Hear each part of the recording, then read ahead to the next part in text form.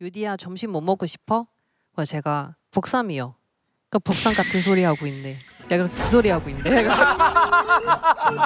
전화 받을 때 갑자기 집 이렇게 없어질 때 사라질 때도 있고요. 인터넷에서 보면 이제 중국에 대해 좀 안 좋은 글이 많잖아요. 그리고 이제 중국인을 어떤 시선으로 보는지 저는 알거든요. 그래서 저도 모르게 잘못한 것도 없는데 되게 조심스럽고 좀 괜히 위축되고. 한국에서 회사를 다니고 있어요. 원래 회사 규칙은 6시 퇴근인데 왜 다들 퇴근 안 하고 눈치를 보는 건가요? 회사 동기에게 물어보니 눈치껏 하라는데 도대체 그게 뭔지 잘 모르겠어요. 한국 사람들 눈치껏 하라는 게 어떻게 하는 건가요? 너무 어렵다. 눈치껏. 눈치라는 단어가 제가 알기로는 우리나라에만 있는 걸로 알고 있어요. 예, 이거를 마땅히 표현할 수 있는 영어 단어도 없는 걸로 알고 있고. 예. 눈치라는 단어 혹시 비슷한 단어가 있는 나라가 있습니까? 독일에 없어요? 독일에 있습니까? 우리 이제 독일 사람들은 대부분 다 갈퇴하기 때문에 이 사생활이랑 의사생활 각자 이제 분리되어 있어요. 예. 그래서 진짜 5시나 6시에 이제 뭐 정식 퇴근해야 된다면 네. 가요. 대표님이 니 가라고. 왜냐하면 오버타임 페이 줘야 되잖아요. 주기 싫어요. 그렇네. 되게 아직도 어려요. 전 2년 차인데 뭔가 이제 눈치는 일적으로만 있는 게 아니라 이제 친구끼리나 아니면 애인적으로도 이런 눈치 있는 것도 있고요. 이제 뭔가 근데 맞아요. 저도 사실 여자친구가 있는데 여자친구가 괜찮다고 하면 안 괜찮아요. 이 분명합니다. 딱 그 표정이 그 눈빛이 있는데 안 괜찮은 거예요. 그건 대부분 여자 문제인 것 같아요. 제가 봤을 때. 아니 남자도 그럴 수 있어요. 저도 이제 그렇게 됐어요. 네, 닮아가요.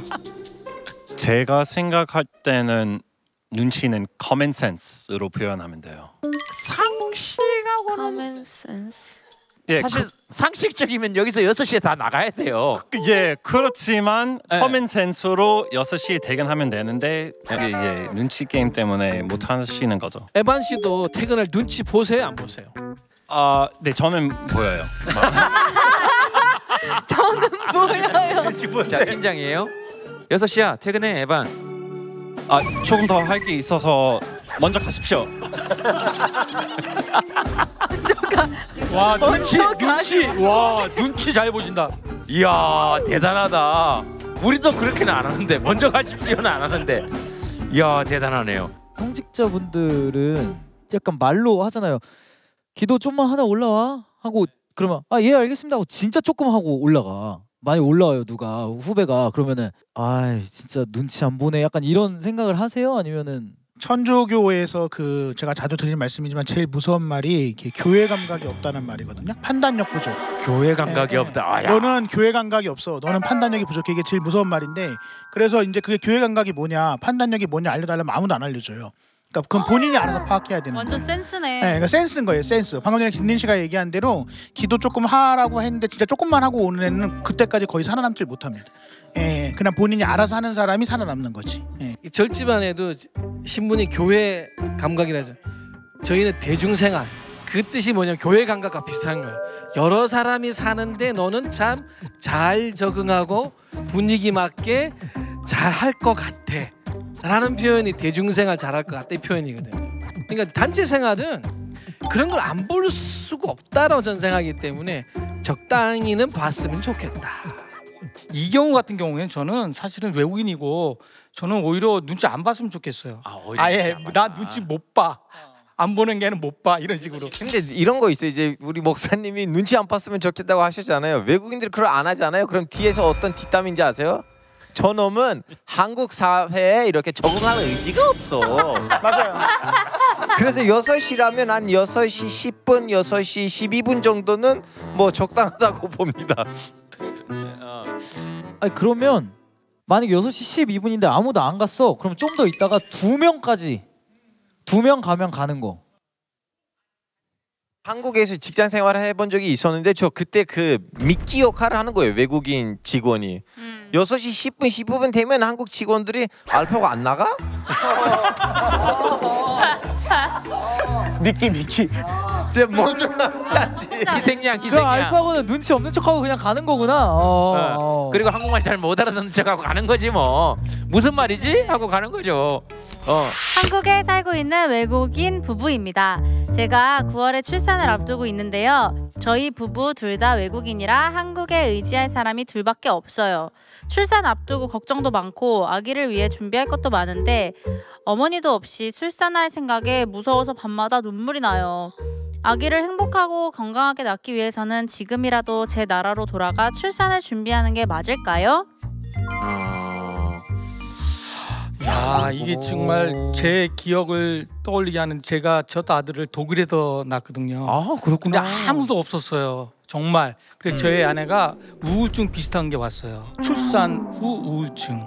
그래서 저는 돌아가는 걸 권해요. 상황만 될 수 있다면 좀 가서 아이를 낳고 거기서 산후조리하고 돌아오는 것이 훨씬 좋다. 저는 개인적으로 그렇게 생각합니다. 네. 엄마의 마음이 편한 곳으로 가는 게 좋겠다. 저희 작은 누나는 이탈리아에서 아이를 낳았거든요. 매형이 이탈리아 분이어가지고 근데 그때 코로나여가지고 한국에 들어올 수 있는 시기가 아니었어요. 그래서 그냥 출산을 이탈리아에서 했는데 병원에서 그냥 아이 나면 저희는 막 미역국 주고 막 이러잖아요. 근데 파스타를 줬대요. 근데 거기는 원래 그렇대요 그냥. 근데 너무 서러워서 이틀인가 있다 바로 그냥 나왔다고 병원에서. 근데 그때도 한국에 올 수 없으니까 혼자서 막 산후조리를 하는 게 그 과정 듣는데 되게 마음이 좀 안 좋아서 돌아갈 수 있으면 돌아가는 게 좋지 않을까. 맞아. 네. 자기가 익숙한 게 그리울 수 있으니까. 아니 아까 아이가 있으시다고 하셨는데 그럼 네. 출산을 어디서 하셨어요? 출산을 저는 22년도에 한국에서 아이를 낳았는데요. 근데 생각보다 좀 버틸 만한 게 일단 한국에서는 쿠팡이 되게 좋습니다. 예. 이게 저도 놀라운 게 와. 이제 자기 전에 10시에 뭐 주문하면 아침에 7시 전에 이제 도착하더라고요. 맞아. 그다음에 시판이라는 것도 잘 돼 있어서 아이들한테 시판 이게 시판이요? 아기들한테 이제 먹는 그런 이유식인데요.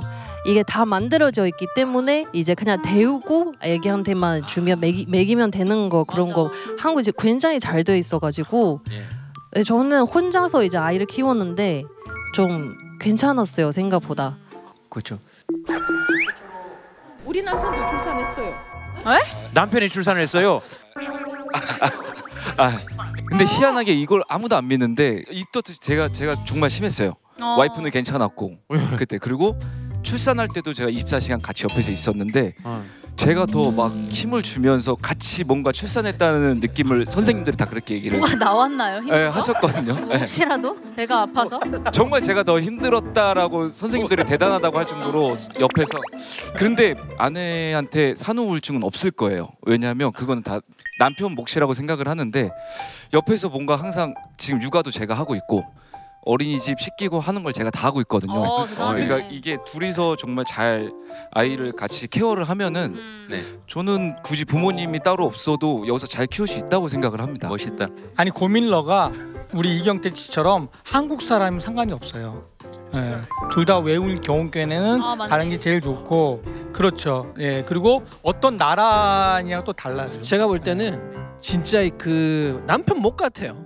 출산하고 육아를 하는 데 있어서 결국은 남편의 몫이 제일 중요하고 목사님 같은 경우는 약간 우리 목사님께서 이제 사모님께 마음을 다 하셨지만 조금 부족한 게 있으셨지 않았을까라는 생각을 갖는 것이지 결국에 남편 몫이니까 웬만하면 저는 그래도 한국에서 나왔으면 어떨까. 사실은 그래야죠. 맞아요. 저는 한국에 살면서 어른들에게 밥 먹자는 이야기를 많이 들어요. 어른이 밥을 사준다고 하면 그냥 얻어먹으면 된다고 하던데 그럼 진짜로 언제 먹으러 가면 되는 건지 궁금합니다. 제가 진짜 밥 약속을 잡으니까 사람들이 당황한 적이 있거든요. 밥 먹자는 얘기 언제까지 진심인가요? 아하, 어디까지가 진심이냐? 네, 어디까지가 진심인가요? 밥 한번 먹자. 예, 형님 언제 식사 한번 하시죠. 그래, 그렇죠. 예, 수고하셨습니다. 들어가. 보통 그럼 여기 같이, 이제 보통 여기 이제 한국의 어떤 그겁니다. 외국인분들은 공감되세요? 이런 얘기? 제가 처음에 오해했어요. 사람들이 이제 밥 먹었냐? 잘 지냈어? 밥 먹었냐? 이렇게 물어보면 내가 불쌍해 보이나 돈 없는 것처럼 보이나 밥 못 먹고 다니는 줄. 네, 나중에 알아보니까 그냥 예의다. 그냥 네 먹었어요. 가볍게 넘어가는 질문이다. 그러면 러시아에서는 우리처럼 밥 먹자 이런 거 있어요? 절대 없어요. 사람들이 음식 얘기를 안 해요 자체를. 그래요? 뭐 보드카 한잔 하자 뭐 이렇게. 보드카? 그쵸. 이거는 비즈니스 얘기할 때 사업할 때는 무조건 보드카로 넘어가니까. 그 사실 이게 남자들끼리 이런 경우가 있고 이제 남녀가 아니면 이런 경우가 있거든요. 언제 밥 한번 먹어야 되지 않나? 지금 배고픈데? 끝나고 갈까요? 먹을까? 네, 그럼 끝나고. 술도 가볍게 한 잔. 내일 뭐 하는데? 없지 아무것도. 난 없어. 나 오늘 취할 수 있는데? 오늘 가는 거야? 둘이. 오케이. 단둘이. 오케이.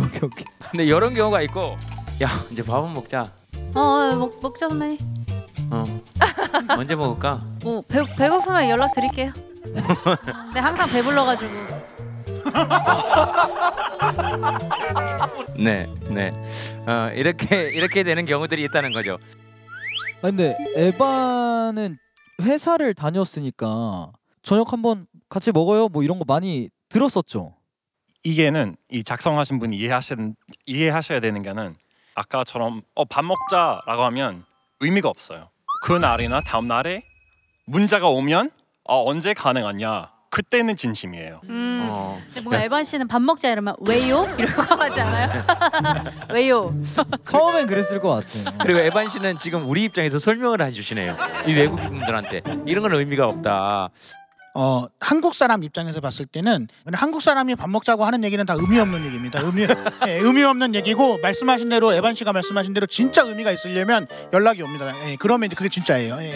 헤어지고 문자를 보내줘. 형님 언제 식사할까요? 그렇죠. 그럼 이제 여기서 날짜를 몇 개 던져 주시면 이제 거기서는 이제 픽스가 나는 건데. 혹시 뭐 11일, 15일, 16일, 17일 몇 개 있는데 너는 언제가 좋으니? 저 내년이요.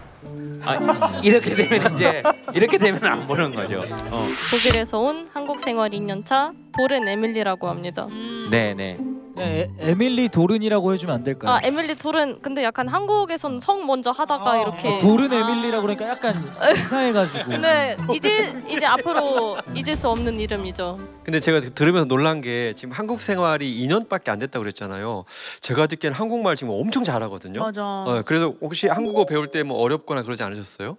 한국어 어렵죠. 또 제가 알고 있는 저 지금 4개국 5개국어거든요. 그래서 네, 근데 이제 한국은 그 언어들 중에 제일 어려웠어요. 맞아. 지금 그럼 5개국어를 다 어떤 걸 하세요? 저는 독일어, 영어, 러시아어, 한국어 그리고 풀어까지. 와. 근데 그 5개 언어를 다 플루언트하게 해요? 아니면은?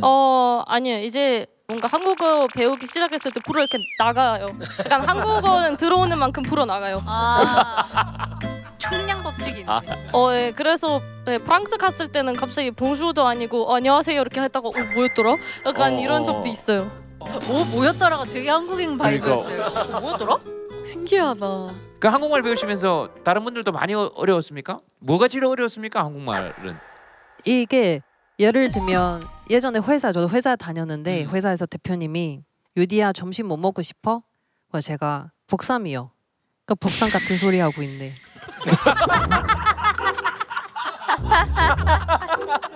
어려울 수 있겠다. 지금은 이제 알아들어요? 네, 이제는 이제 알아요. 아 그래요? 어떤 의미로 알아들어요?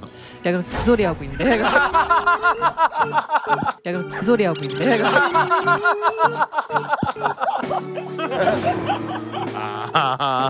아니 근데 불안 버튼이 고민이신데 어떤 게 고민이신지. 불안 버튼은 약간 그냥 전화 받는 게 무서워요. 제가. 전화 공포증 같은 게. 네, 전화 공포증 있어요. 왜 그럴까요?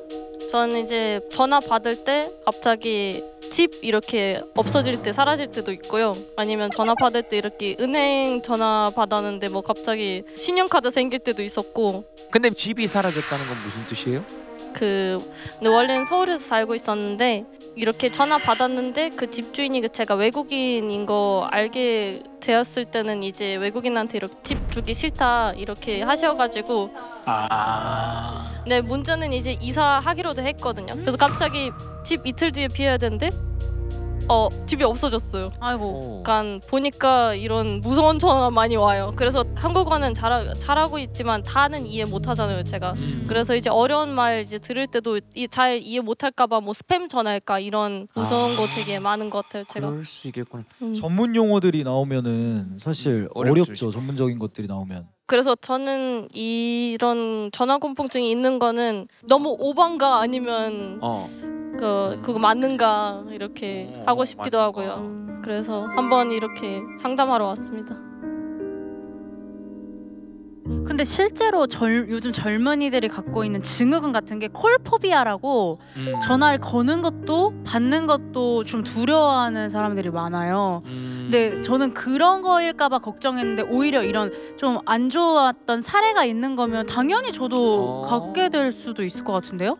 또 외국인 분들 상대로 보이스 피싱을 엄청 많이 한다고 하더라고요. 혹시 그런 사례도 있을까요? 저한테 전화 오는데요. 안녕하세요, 안녕하세요 얘기하다가 이제 처음에 티가 안 나요. 제가 외국인지 아닌지. 그러다가 좀 성함 불러주시겠어요? 하면 알파고 신하 씨예요. 하면 또 외국인한테 전화했네. 아이씨 하고 끊어요. 어머. 아 진짜요? 저도 그때 기분 좋아요. 와 그동안 티가 안 났네. 나 한국어 너무 늘었네. 긍정적이야. 저도 비슷한 경험이 있는데 뭐 네. 예를 들면 병원 가야 될 때는 예약해야 되잖아요, 전화로. 그래서 네. 전화해서 막 풀네임 다 부르요. 외국인 뭐 대신 예약해 주신 거예요? 아니 저는 외국인이에요. 그래서 그 사람 항상 놀래요, 그 상대방이. 이게 제게 볼 때는 에밀리 씨 말씀이랑 굉장히 공감하는 이유는 직접 어떤 사람의 얼굴 보고 대화할 때는 그 사람이 제가 외국인인 것을 알고 그냥 어느 정도로 이해해요, 그 사람이. 근데 전화로 저는 외국인이든 뭐 한국인이든 그 상대방이 모르잖아요.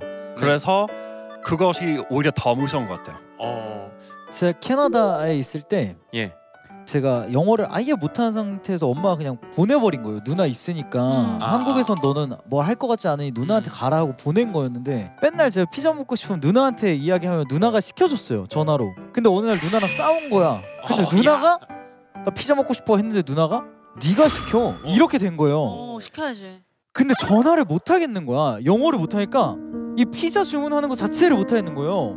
전화기를 붙잡고 한 30분으로 운 거 같아. 몇 살 때요? 그때 고1 때. 근데 저 제가 캐나다 처음 갈 때 애플도 쓸 줄 몰랐어요. 아이고 그럼 어렵겠네. 그래서 이거 어떻게 할까 하다가 그냥 해보자. 근데 한 번 하니까 돼. 또 주문이 돼요. 그러니까 매일 피자에 전화하는 거야 내가. 너무 재밌어서. 근데 그렇게 하나하나 깨면서 좀 재밌었던 것 같아요. 그러니까 딘딘의 가장 큰 영어 선생님은 돔 피자. 딘딘의 가장 큰 영어 선생님.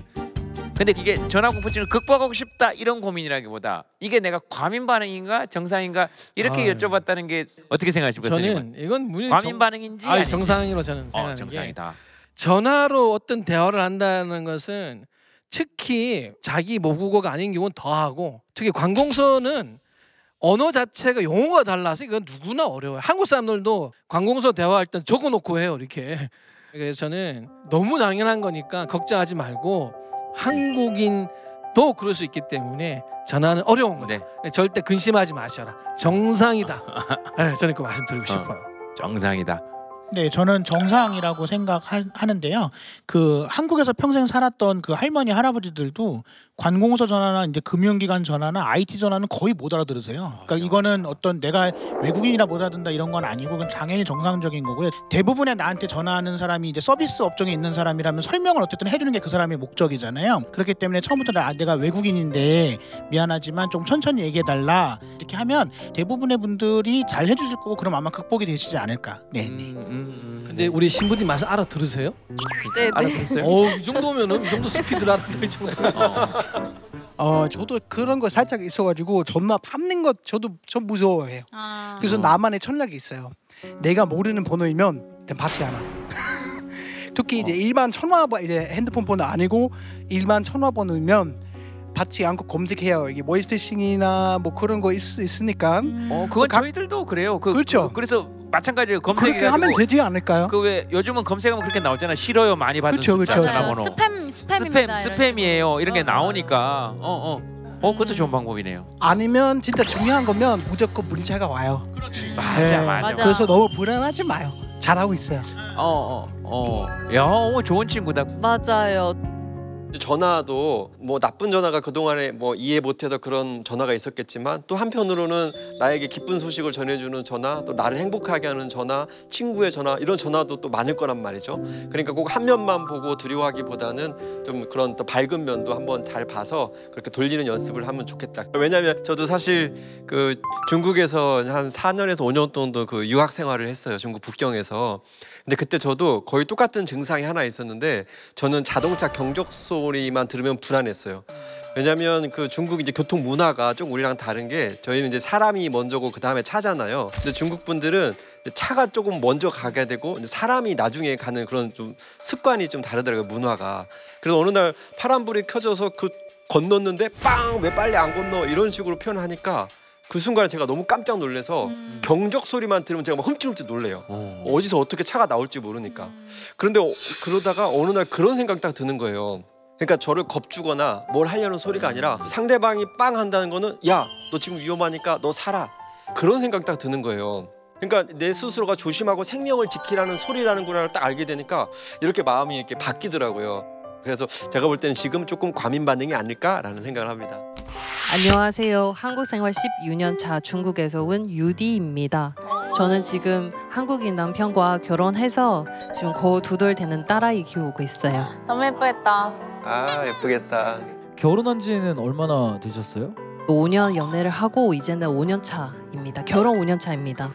결혼 생활도 잘 하고 계신 것 같은데 그러면 어떤 게 고민인지 좀. 고민이요. 이제 저희 딸이 이번 달부터 어린이집을 다니기 시작하면서 그 다문화 가정이란 게 이제 좀 신경 쓰이기 시작했어요. 이제 좀 있으면 초등학교도 보내야 해서 그냥 마음 편하게 화교학교나 외국인 학교 보내는 거 좋지 않을까. 그리고 또 나중에 제가 한국어로 이제 숙제를 봐줄 수 있을까. 그것도 현실적인 문제가 있어요. 근데 또 이제 한국에서 크고 자란 아이니까 한국인들처럼 이제 일반 학교 가는 것도 더 좋은 걸까 고민이 생긴 거예요.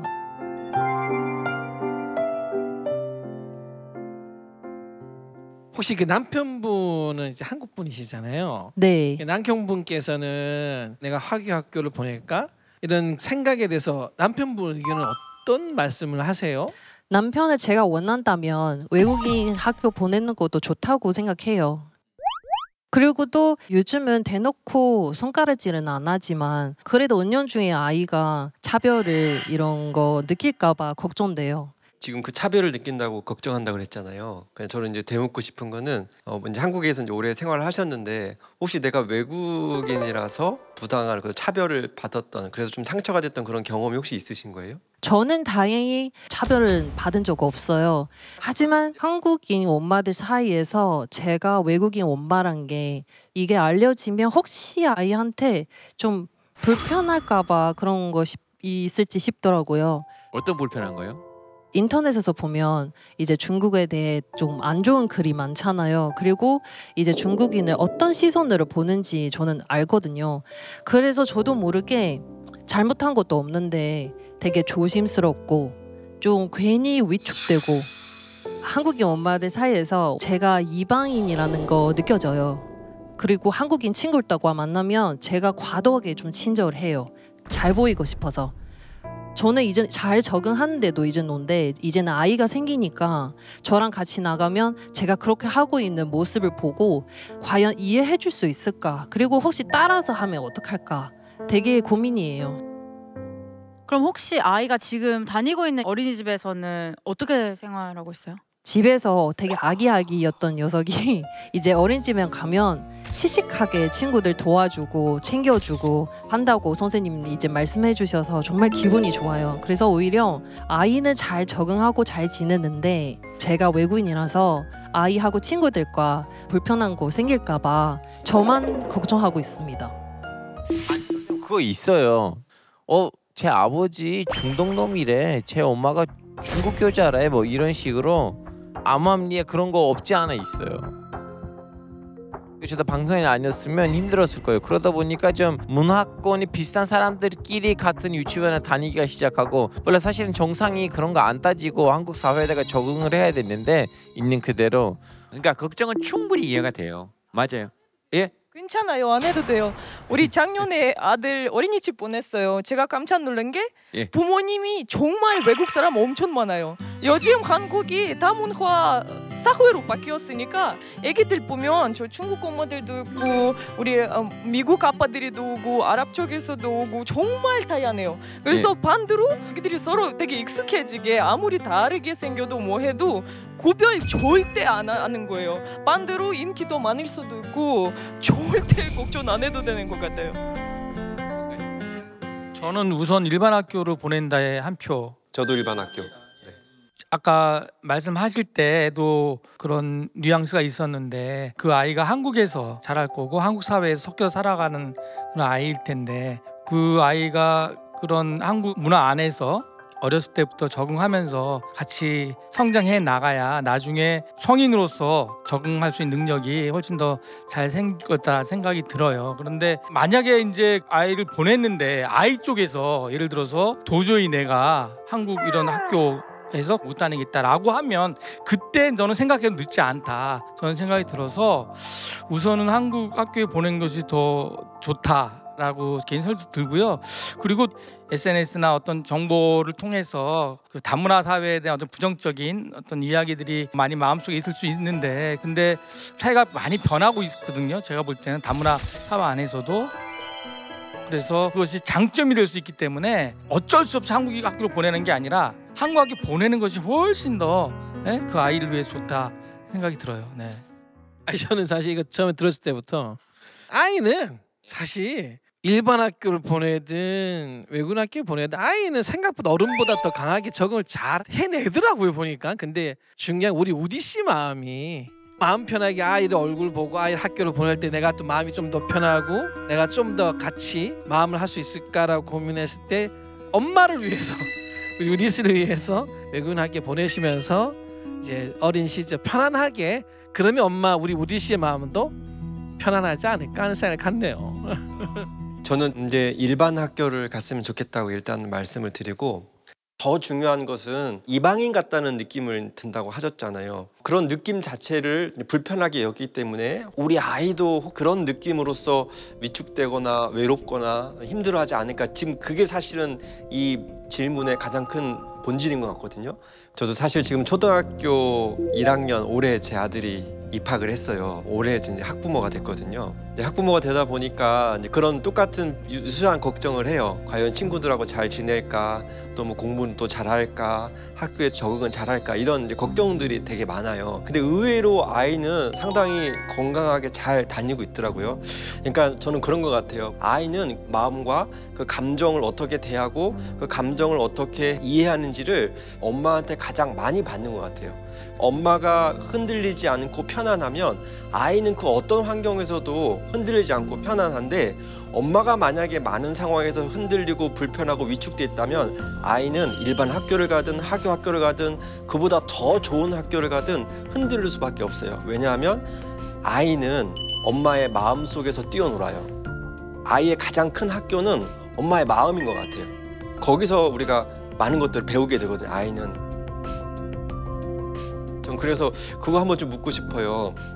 중국인도 아니고 외국인도 아니고 내가 엄마도 아니고 그런 걸 다 놓았을 때 그냥 나를 봤을 때 나는 어떤 사람인지. 저는 일단 활발하고 말이 많아요.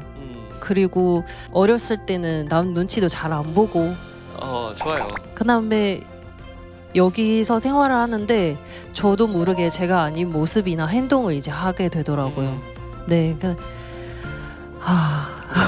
그런 것들 다 내려놓았을 때 어떤 나 있잖아요. 그걸로 우리 아이를 만나주면 좋을 것 같아요.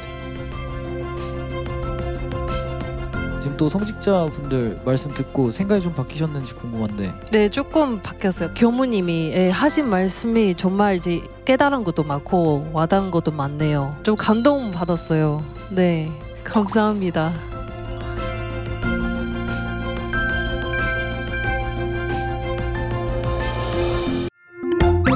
모두의 즐거움 MBC EVERYONE.